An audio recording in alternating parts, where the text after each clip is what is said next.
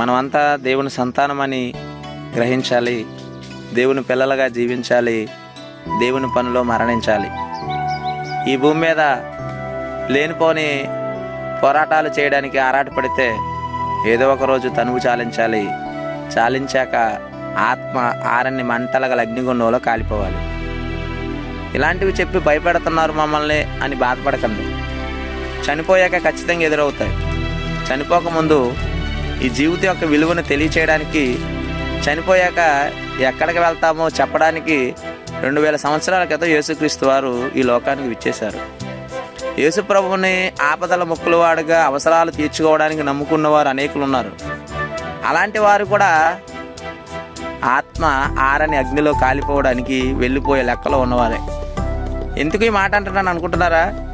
ఆత్మను రక్షించడానికి వచ్చిన యేసుక్రీస్తు వారు ఈ లోకానుసారమైన మనసు కలిగి ఉండొద్దు